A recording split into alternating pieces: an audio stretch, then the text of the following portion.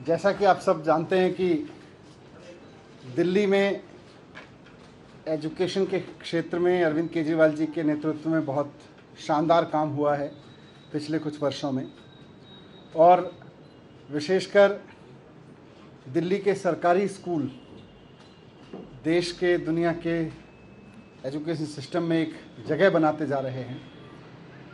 और एक तरफ जहां अरविंद केजरीवाल जी ने प्राइवेट स्कूलों में मनमानी फ़ीस बढ़ोतरी और फीस वसूली इसको लेके लगाम कसी और बहुत बढ़ी हुई फ़ीसें वापस भी कराई, वहीं सरकारी स्कूलों के लिए इंफ्रास्ट्रक्चर देना, टीचर्स की ट्रेनिंग देना और लगातार टीचर्स को सम्मान देना, टीचर्स के साथ मिलके उनकी समस्याओं को दूर करना, प्रिंसिपल्स को समझना, उनकी समस्याओं को दूर करना, उस पर बहुत शानदार काम हुआ। तो आज दिल्ली के सरकारी स्कूल देश के टॉप रैंकिंग सरकारी स्कूलों में आने लगे हैं। मुझे बताते हुए बहुत खुशी हो रही है, हालांकि आप लोगों ने उसको छापा भी है, अखबारों में छपा भी है, कि दिल्ली के सरकारी स्कूल की जब बात होती है तो देश के टॉप रैंकिंग स्कूलों में अब एकदम टॉप में हैं। अभी एजुकेशन वर्ल्ड की तरफ से जो रैंकिंग देश के स्कूलों की जारी होती है, उसमें सरकारी स्कूलों में टॉप 10 स्कूलों में से 5 दिल्ली के सरकारी स्कूल हैं। यानी कि देश के टॉप स्कूलों की रैंकिंग में सरकारी स्कूलों में टॉप 10 स्कूलों में से 5 दिल्ली के हैं। ये हमारे लिए, केजरीवाल जी के लिए, हमारी टीम एजुकेशन के लिए बहुत गर्व की बात है। और ये हमारी उपलब्धि नहीं है, मैं मानता हूँ ये दिल्ली के पूरे शिक्षा विभाग के अधिकारियों की, 1000 से ज़्यादा हमारे प्रिंसिपल्स की, हमारे करीब 50 से 60 हज़ार जो टीचर्स काम कर रहे हैं दिन रात, उनकी, बच्चों की, पेरेंट्स की, सबकी उपलब्धि है, सबकी मेहनत का नतीजा है। लेकिन विशेषकर जो 5 स्कूल टॉप रैंकिंग में आए हैं, टॉप 10 में 5 हमारे स्कूल शामिल हैं, उनका मैं एनालिसिस कर रहा था। उनमें से आप देखेंगे तो 2 द्वारका में हैं, एक रोहिणी का सरकारी स्कूल है, एक सूरजमल विहार का सरकारी स्कूल है, एक यमुना विहार का सरकारी स्कूल है। यानी कि ईस्ट दिल्ली से लेके साउथ दिल्ली से लेके वेस्ट दिल्ली तक हर क्षेत्र में, यहाँ तक कि ईस्ट दिल्ली जैसे चुनौतीपूर्ण इलाकों में जहाँ सरकारी स्कूल बहुत ख़राब होते थे पहले, वहाँ के स्कूल भी अब देश के टॉप रैंकिंग स्कूल्स में आने लगे हैं। यहाँ मैं ये कहना चाहूँगा कि केजरीवाल जी का एक बड़ा लक्ष्य है कि देश को नंबर 1 देखें, और देश को नंबर 1 देखने का एकमात्र रास्ता यह है कि हमारे देश की एजुकेशन दुनिया में नंबर 1 बने। आज गूगल का ज़माना है। आज अगर आप गूगल पे करके देखें, world top education system, world के टॉप स्कूल्स, वर्ल्ड के टॉप गवर्नमेंट स्कूल्स, वर्ल्ड के टॉप स्कूल्स भी सर्च कर लें, इंडिया में नहीं मिलते। आप गूगल करके देखें, आपको वर्ल्ड टॉप एजुकेशन सिस्टम्स, उसमें इंडिया का नाम नहीं आ रहा। आप वर्ल्ड के टॉप स्कूल गूगल करके देखें, उसमें इंडिया का कहीं नाम नहीं है। ये उस देश के बारे में मैं बात कर रहा हूँ जिसकी ज्ञान का, जिसके टैलेंट का सारी दुनिया किसी समय लोहा मानती थी और कहती थी विश्व गुरु हैं। मैं समझता हूँ हम अपने एजुकेशन सिस्टम को विश्व में सबसे ऊपर लाए बिना विश्व गुरु नहीं बन सकते। जिस समय हम विश्व गुरु थे, हमारा एजुकेशन सिस्टम बहुत शानदार था, इसलिए हम विश्व गुरु थे। आज हम विश्व गुरु नहीं हैं तो इसलिए नहीं है क्योंकि हमारा एजुकेशन सिस्टम दुनिया के सामने नहीं खड़ा हो पा रहा है। और कल अगर हम विश्व गुरु बनेंगे तो अपने एजुकेशन सिस्टम के दम पे ही बनेंगे। इसलिए मेरे लिए, अरविंद केजरीवाल जी के लिए, देश के लिए बहुत महत्वपूर्ण है कि हम अपने एजुकेशन सिस्टम को विश्व में टॉप में बनाएं। आज इस सपने को हम आगे बढ़ता हुआ देख रहे हैं। इसमें लंबा समय लगेगा, मेहनत बहुत करनी पड़ेगी, लेकिन संभव है और बहुत इच्छा शक्ति दिखानी पड़ेगी। हमारा सपना है कि दिल्ली के सरकारी स्कूल कि जब देश के टॉप स्कूलों की लिस्ट बने तो टॉप 10 स्कूल में 10 के 10 दिल्ली के होने चाहिए। इस सपने पे हम काम कर रहे हैं। और जब दुनिया के टॉप स्कूलों की लिस्ट बने तो देश के होने चाहिए। सारे दुनिया के जब टॉप स्कूलों की लिस्ट बने तो सारे स्कूल देश के होने चाहिए, और ये हो सकता है। दिल्ली ने करके दिखाया है, देश में भी हो सकता है। मैं आपको इंट्रोड्यूस कराना चाहता हूं। मेरे साथ में इधर उधर दोनों तरफ उन 5 स्कूल के प्रिंसिपल्स आज बैठे हुए हैं।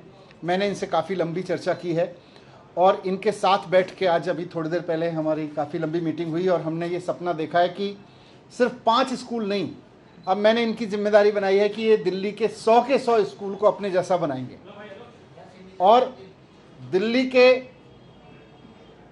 सभी स्कूल टॉप 10 की कैटेगरी में आएंगे। जब भी देश के टॉप 10 स्कूलों की बात होगी तो सारे सरकारी स्कूल इसी रैंकिंग में आएंगे। इसकी जिम्मेदारी मैंने इनको लगाई है कि 5 स्कूल आप कर सकते हो, ये इन्होंने करके दिखाया है। सरकार ने इंफ्रास्ट्रक्चर दिया, ट्रेनिंग दी, फैसिलिटी दी, सब कुछ दिया, लेकिन साथ साथ इन्होंने करके दिखाया है। तो जो इन्होंने करके दिखाया है वो सब के सब 1000 स्कूल के प्रिंसिपल करके दिखा सकें।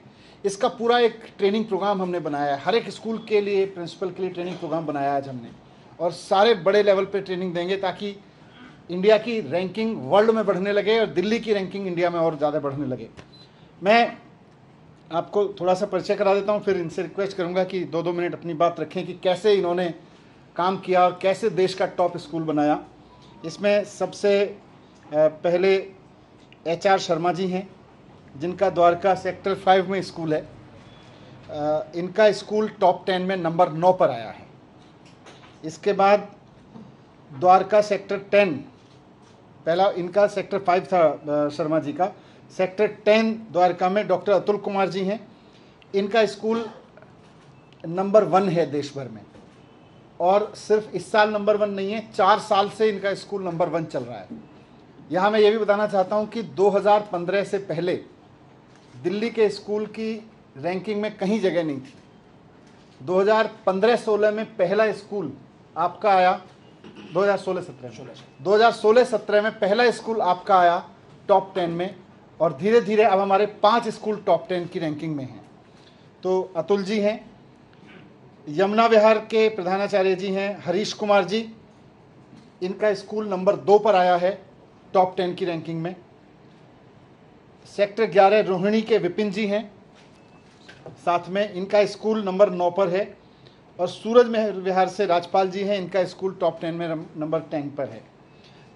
अच्छी बात यह है कि केजरीवाल जी के जो इनिशिएटिव हैं, कहीं ना कहीं उनका बेनिफिट सबको मिला है। आज मेरे पास जो टॉप 10 में से टॉप 5 स्कूल बैठे हैं यहाँ, इन सबको सरकार की तरफ से, केजरीवाल जी की तरफ से IIM में ट्रेनिंग दिलाई गई, IIM अहमदाबाद में ट्रेनिंग दिलाई गई स्कूल लीडरशिप की, कैम्ब्रिज यूनिवर्सिटी की ट्रेनिंग दिलाई गई और भी बहुत सारी ट्रेनिंग दिलाई गई। तो ये सारी ट्रेनिंग जो हम करा रहे हैं, तो कैम्ब्रिज की ट्रेनिंग का, IIM की ट्रेनिंग का कहीं ना कहीं इनको फ़ायदा मिला और आज ये अपने स्कूलों को सर्वश्रेष्ठ बनाने में कामयाब रहे। मैं रिक्वेस्ट करूँगा एक एक करके सभी साथियों से कि अपने स्कूल में आपने क्या ऐसा विशेष किया जिससे आपका स्कूल टॉप 10 में बना, उस पर थोड़ा सा यहाँ विचार रखें। वहीं से शुरू कर सकते हैं चेयरमैन। अच्छा, तो थोड़ा हम फिर आगे पीछे हो सकते हैं, इधर हो सकते हैं। आप ऐसे इधर आ जाएं शर्मा जी, एक एक करके चेयर चेंज कर लेंगे। आइए बस एक बच्चे की एजुकेशन में जो सबसे बड़ा इम्पोर्टेंट रोल होता है वो उसका इंगेजमेंट होता है, उसके पेरेंट्स का सपोर्ट होता है, उसके साथ साथ उसके टीचर का, वो टीचर कितना इंगेज करके रखता है बच्चे को। क्योंकि 3 लोग होते हैं, 3 स्टेक होल्डर्स होते हैं, बच्चा, टीचर, उसके माता पिता। हमने क्या किया, अपने स्कूल में तीनों में एक अलाइनमेंट क्रिएट किया। अलाइनमेंट क्रिएट हुआ तो बच्चे का एक विज़न, क्लियर विज़न हो गया। क्लियर विज़न जैसे ही हुआ बच्चे का, उसने अपना एक मिशन बनाया कि मेरा ये गोल है और हमारे हर एक बच्चे का गोल बिल्कुल क्रिस्टल क्लियर था, कोई कन्फ्यूजन नहीं था। साथ के साथ हमारे माननीय डिप्टी CM सर का मार्गदर्शन, रेगुलर सपोर्ट, जैसे मैं ट्रेनिंग के लिए गया, इंग्लैंड में गया, कैम्ब्रिज में गया, मैंने IIM बेंगलोर में ट्रेनिंग ली, मैं IIM लखनऊ गया, वहाँ ट्रेनिंग ली, उसके अलावा अहमदाबाद गया। तो इन ट्रेनिंग से अपने टीचर्स के साथ एक तो बढ़िया कनेक्ट, बच्चों के साथ बढ़िया कनेक्ट, पेरेंट्स के साथ बढ़िया कनेक्ट, तो ये तीनों फैक्टर्स इतने इम्पॉर्टेंट थे जिससे एक प्रॉपर अलाइनमेंट हुआ। क्योंकि अकेले कोई कुछ भी नहीं कर सकता है। कई बार ये देखा जाता है कि पेरेंट्स अवेयर नहीं होते हैं, ख़ास तौर से गवर्नमेंट स्कूल के पेरेंट्स जो होते हैं, क्योंकि वो अपनी लाइवलीहुड में लगे होते हैं। लेकिन हमने उनको भी जागरूक किया और बताया, यदि आप आज 100 रुपये कमा रहे हो तो हो सकता है कि अगर आपका बच्चा पढ़ लिख लेगा, कोई अच्छा करियर बना लेगा। जैसे मैं कहना चाहूँगा कि मेरे 2 बच्चे जेई एडवांस में 2000 और 3000 के रेंज में आए हैं। ये बहुत बड़ा अचीवमेंट है और ये उन लोगों के बच्चे हैं जो दिहाड़ी मजदूर हैं। तो मैं समझ रहा हूँ कि ये बहुत बड़ा एक अचीवमेंट है इन दोनों बच्चों के लिए। इसी तरह हमारे जो दूसरे बच्चे हैं वो कई तमाम पुअर बैकग्राउंड के हैं, लेकिन उनका विजन क्लियर है, उनका सपना है और उस सपने को साकार करने के लिए हम हमेशा तत्पर रहते हैं। Thank you Sharma ji. मैं अतुल जी से रिक्वेस्ट करूँगा। सभी साथियों को मेरा नमस्कार है। मैं अपने अनुभव को जो आपके सामने रखना चाहता हूँ। कोई भी कार्य के लिए आत्मबल का होना बहुत जरूरी है। जैसा कि हमारे दूसरे साथी ने भी आपको कहा कि हम लोग एज ए प्रिंसिपल काफ़ी 2014 से पहले से भी हम लोग स्कूलों में काम कर रहे थे, लेकिन आत्मबोध नहीं था, आत्मज्ञान भी नहीं था, कॉन्फिडेंस भी नहीं था। मैं साधुवाद देना चाहूँगा अपने सम्मानित डिप्टी सीएम साहब, मिनिस्टर साहब का, उन्होंने शिक्षा के प्रति अपने लगाव को हमारे अंदर अभिभूत किया। हमें जो ट्रेनिंग मिली गई IIM अहमदाबाद से, कैम्ब्रिज से, उसके बाद हमें आत्मबोध हुआ कि हम लोग बहुत कुछ कर सकते हैं। जो भावना पहले नहीं थी वो काफ़ी भावना आई। उस लीडरशिप को, सर से जो लीडरशिप आई, उस लीडरशिप को अपने आत्मबल के साथ हमने अपने टीचर्स में हस्तांतरित किया। सबसे पहले जो शुरुआत हम लोगों ने करी टीचर और आपस में बात करके कि स्कूल के अंदर सकारात्मक माहौल, किसी के लिए, चाहे वो टीचर हो, चाहे वो बच्चा हो या कोई पेरेंट्स हो, नहीं शब्द, नो शब्द नहीं है। सबको आत्मसात करना है, सबसे बात करनी है, सबको समझना है। सबसे पहले हम लोगों ने बच्चों के प्रोफाइल, एडमिशन की सेशन की शुरुआत होती है तो बच्चों के प्रोफाइल हमने बच्चों से भरवाए कि उनके घर की परिस्थितियाँ क्या हैं, पारिवारिक परिस्थितियाँ क्या हैं, सामाजिक परिस्थितियाँ क्या हैं और वो भविष्य में क्या करना चाहते हैं। 1 सप्ताह तक ऐसे कार्यक्रम को हम लोग चलाते हैं और बच्चों में को कनेक्ट करते हैं। जब बच्चों को हमें पता चल जाता कि बच्चों को नीड कहाँ है, उस बच्चों से बात करके एक्स्ट्रा टाइम देना, उनकी परिस्थितियों को समझना और बियॉन्ड स्कूल आवर, शिक्षक और टीचर और हम सभी उनके परिस्थितियों को समझते हुए, ऐसा नहीं कि 2-2:30 बजे तक बच्चों को पढ़ाना है। यदि बच्चों की नीड है और 6 बजे तक रुक सकता है तो सब किसी की भी ड्यूटी लगाते हैं और कोई भी टीचर स्वेच्छा से, खुशी से स्कूल के अंदर होते हैं और बच्चों को हम लोग सपोर्ट करते हैं जो जिस चीज़ की प्राप्ति उनके घर में नहीं हो सकती। इसी का परिणाम है कि हमारे पास अभी इसी साल की जो परीक्षा के जो परिणाम आए हैं, मोहम्मद फैज़ हैं जो जी एडवांस में, जिनके पिताजी प्लम्बर हैं और काफ़ी एडवांस उनको अच्छे नंबर आए हैं और अभी कॉलेज तो पता नहीं चल रहा है, अभी कार्यक्रम पता चल जाए कौन सा IIT उनको मिला है, लेकिन हाई रैंक के साथ तकरीबन 600 रैंक के अंदर उनके कैटेगरी में उनका रिजल्ट आया है। साथ ही एक श्याम कौशिक हैं जिनके पिताजी केवल ट्यूटर, प्राइवेट ट्यूटर का काम करते हैं, डेली बेसिस का ही काम है, कोई परमानेंट उनका काम नहीं है। उनका बेटा भी 456 रैंक के साथ जी एडवांस में अच्छे कॉलेज IIT मिलने की संभावना है। साथ ही साथ 9 बच्चे हमारे MBBS नीट के एग्ज़ाम को क्लियर किया, जिसमें से 3 500+ वाले बच्चे हैं, जिसकी नाम मैं आपको बताना चाहूँगा, साहिल है, वंस अगेन उनका पिता गार्ड है केवल एक।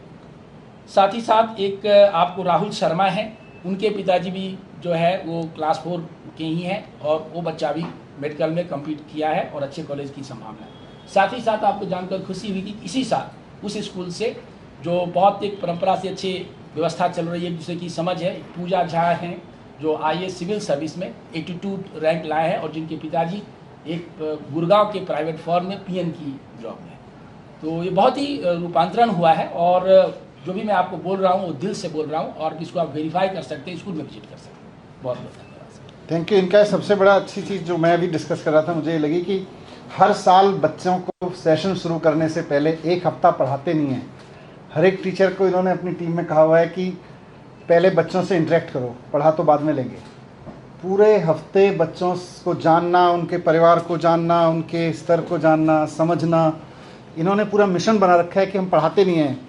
जैसे ही शर्मा जी बता रहे थे कि एक पेरेंट के साथ में मिलके, माता पिता के साथ बैठ के संवाद करते हैं, उसकी वजह से कोई स्कूल आगे बढ़ता है।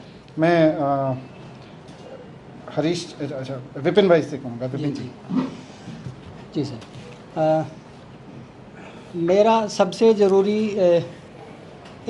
हम थ्योरी पे काम करते हैं कि ओनरशिप होनी चाहिए, किसी भी काम को करते हैं तो एज स्कूल लीडर मैं अपने स्कूल को ओन करता हूं, और वही चीज़ मैं अपने टीचर्स के साथ भी शेयर करता हूं कि हम इसको अपना समझेंगे तो अपना बेस्ट करके देंगे।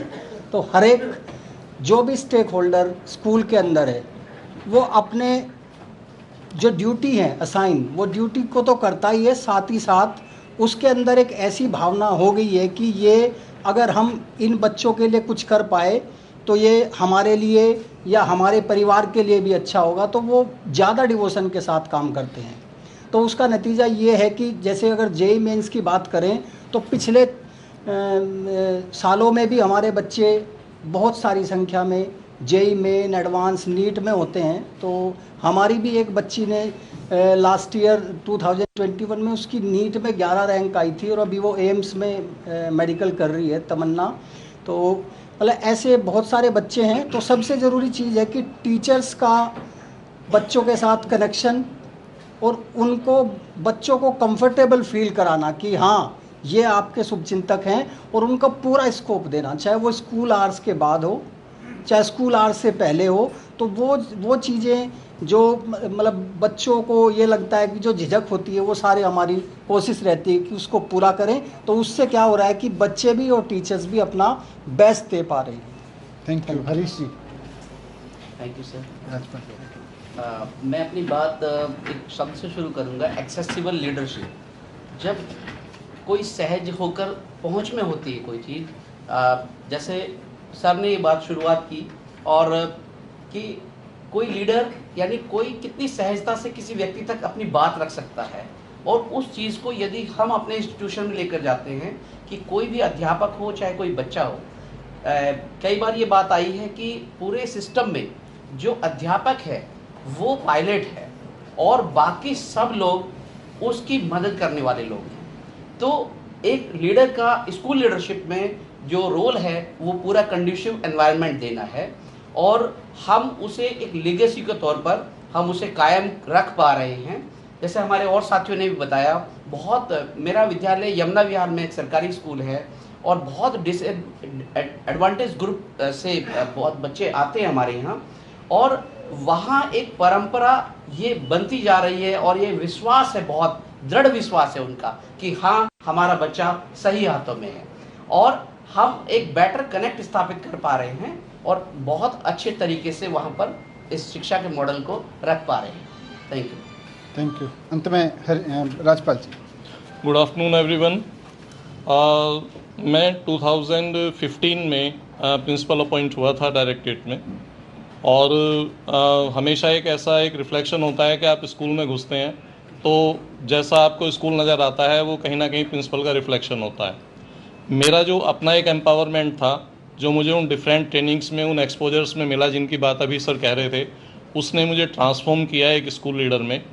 और आई वुड शेयर कि पिछले 5 साल से हम कंसिस्टेंटली एक 80% एक एवरेज परसेंटेज के साथ एक एकेडमिक परफॉर्मेंस दे रहे हैं बोर्ड के एग्जाम्स में हर साल, यानी 80% एक एवरेज परसेंटेज होती है, उससे ऊपर होती है। सेकेंडली हमें और हमारे बच्चों को जो एक्सपोजर मिला है उसका एक एग्जाम्पल ये था कि हम पहली बार मास्को एक ओलंपियाड में पार्टिसिपेट करने गए, इंटरनेशनल ओलंपियाड था, 57 कंट्रीज पार्टिसिपेट कर रहे थे। और पहले साल जब हम गए 2015 में तो हमारे पास कोई मेडल नहीं था, लेकिन हमें ये सपोर्ट मिला कि कोई बात नहीं, अब की बार नहीं मिला है तो अगले साल मिलेगा। और अगले साल हम जब तैयारी के साथ गए सर, तो ये पहली बार हुआ था कि इंडिया के किसी सरकारी स्कूल का कोई बच्चा एक इंटरनेशनल ओलंपियाड में मेडल जीत कर आए थे। केमिस्ट्री में हम वहाँ से मेडल जीत करके लाए हमारे बच्चे। दूसरे जेईई और नीट का जहाँ तक बात है, ऑन एन एवरेज लगभग हर साल 70 की स्ट्रेंथ में 20 से ज़्यादा बच्चे हमारे स्कूल से ऐसे होते हैं, लगभग 24, 25, 22, 23, जो हर साल क्वालिफाई कर रहे होते हैं। इस साल भी एक 2017 का एक बच्चा पास आउट है हमारा, वो अभी इंडियन फॉरेन सर्विसेज में सिलेक्ट हुआ है यूपीएससी क्वालिफाई करके। पिछले साल एक इस कंट्री का एक बड़ा प्रतिष्ठित एग्जाम है किशोर वैज्ञानिक प्रोत्साहन योजना, जिसमें बड़े रेयर केस में बच्चे सेलेक्ट हो पाते हैं। पिछले साल भी हमारा एक बच्चा सेलेक्ट हुआ था, इस साल भी हमारा एक बच्चा उसमें सेलेक्ट होकर के गया है। मोरओवर 2 चीज़ों पर एक काफ़ी फोकस करता हूँ मैं अपने स्कूल के अंदर। पीछे एक मेरे पास एक स्कूल में एक बार मैंने सर्वे किया तो लगभग 90 से 100 के बीच में ऐसे बच्चे थे कि जो एक सिंगल रूम हाउस में रहते थे, यानी वही उनका बेडरूम है, वही उनका स्टडी रूम है, वही किचन है, सब कुछ वहीं पर है। तो हमने उनको कन्विंस किया कि आप 6 बजे तक शाम को स्कूल में रहिए, लाइब्रेरी रूम्स आपके लिए ओपन रहेंगे, आप यहाँ पर पढ़िए। और पेरेंट्स को कन्विंस किया कि आप शाम को जब काम करके वापस लौटते हैं तो आप अपने बच्चों को पिकअप करके वापस जा सकते हैं। बिलीव मी, उन बच्चों की परफॉर्मेंस का मतलब वो एक तरह से सोने के लिए घर जाते थे बस। तो हमारा स्कूल काफ़ी हद तक उस चीज़ को कंपनसेट कर पाता था, क्योंकि मोस्ट ऑफ द स्टूडेंट्स वो हमारे पास एक जो इकोनॉमिक स्टेटा है, लोअर सोशल इकोनॉमिक स्टेटा है, वहाँ से आते हैं बच्चे। दूसरे एक हेल्थ का एक इशू था, तो at the beginning of the session हमने एक बार बच्चों का हाइट, वेट, हीमोग्लोबिन का एक डेटा कलेक्ट किया, तो यू वुड बी सरप्राइज कि 70% से ज़्यादा बच्चे अंडरवेट थे सर स्कूल में। और उसके लिए फिर पेरेंट्स को कनेक्ट करने के बाद हमने फिर शुरू किया कि सुबह 7:30 बजे हमारे पास आते हैं, तो 9 बजे उनका एक ब्रेकफास्ट का 10 मिनट का ब्रेक होता है स्कूल में, और उसके बाद फिर 11:30 पौने 12 बजे जो उनका लंच का टाइम है वो लंच होता है। तो हेल्थ के फ्रंट पर इसके हमें 2-3 महीने के अंदर काफ़ी एनकरेजिंग रिजल्ट मिले कि उन बच्चों का हेल्थ स्टेटस काफ़ी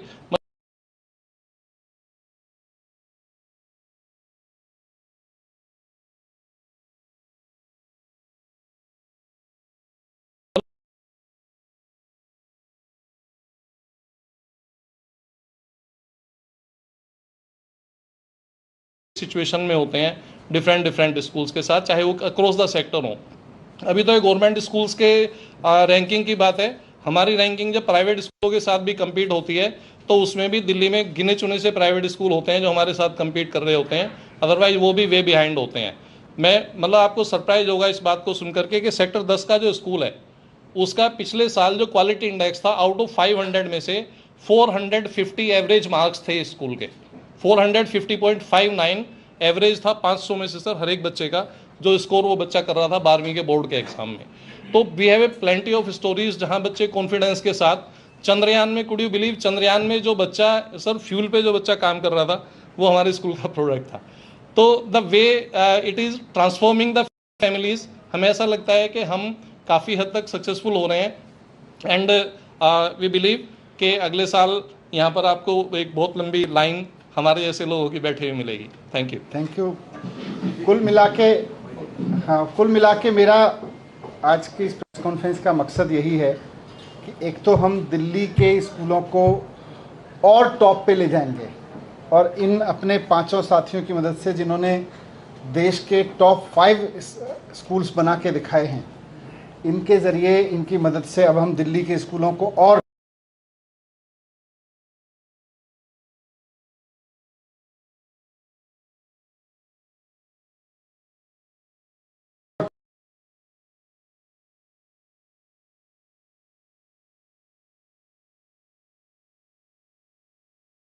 अगर सरकार सीरियस हो और सरकार थोड़ी सी मदद अपने प्रिंसिपल्स और टीचर की कर दे तो हो सकता है। देश भर में बहुत सारे प्रिंसिपल्स, बहुत सारे टीचर्स बेताब बैठे इस चीज़ के लिए कि अगर हमारी सरकार हमको थोड़ी सी मदद कर दे तो हम अपने स्कूल सिस्टम को शानदार बना सकते हैं। और अगर हमने देश भर में ये मिशन चला दिया कि सरकारें प्रिंसिपल्स की मदद करने लगें, सरकार टीचर्स की मदद करने लगें। आज मेरे और इनके बीच रिश्ता, केजरीवाल जी के और उनके बीच रिश्ता ये है कि हम इन पे भरोसा करते हैं। ये सरकार ऐसी सरकार है जो अपने प्रिंसिपल्स पे भरोसा करती है, टीचर्स पे भरोसा करती है, उनको कहती है आपको जो करना है करो, हम आपके साथ खड़े हैं। तो इन्होंने करके दिखा दिया। देश भर में और भी बहुत सारे प्रिंसिपल्स हैं, टीचर्स हैं जो करके दिखा सकते हैं। बस ये है कि इनको मौका दिया जाए। देश भर के प्रिंसिपल्स को अगर मौका मिलेगा, देश भर के टीचर्स को अगर मौका मिलेगा, तो फिर जब आप गूगल करेंगे तो इंडिया का education school system world ranking में टॉप पे आएगा। Thank you. Gopal Italia has been detained by Delhi police. He was at NCW. देखिए, जो लोग गोपाल इटालिया को डिटेन कर रहे हैं उनके पास सिर्फ इतनी राजनीति है, उनको स्कूल ठीक करने नहीं आते, उनको बच्चों को पढ़ाना नहीं आता। 27 साल हो गए उनको सरकारें चलाते हुए, उनसे एक स्कूल शानदार नहीं बना। गोपाल इटालिया को इसीलिए अरेस्ट कर रहे हैं क्योंकि उनकी, गोपाल इटालिया ऐसी पार्टी से आता है जिसको स्कूल बनाने आते हैं, बाकी कुछ नहीं है, बाकी ड्रामा है। सब कर लेंगे। प्राइवेट स्कूलों में सब कब तक खेल कसी जाएगी, क्या रोड मैप है? सरकारी स्कूलों में तो आपने बहुत बेहतरीन किया, पर प्राइवेट स्कूलों की अभी भी मनमानी चल रही है। प्राइवेट स्कूलों पे जितना संभव है देश में सबसे ज़्यादा नकेल दिल्ली ने कस रखी है, सबसे ज़्यादा। अभी आज थोड़ा स्कूल छापो, उसके बाद में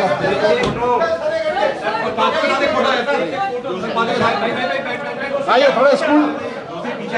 मैं बाकी राजनीतिक पार्टियों से भी हमेशा कहता हूँ, आप लोगों से भी कहता हूँ, स्कूल में थोड़ा इंटरेस्ट लो, देश का ज़्यादा भला होगा।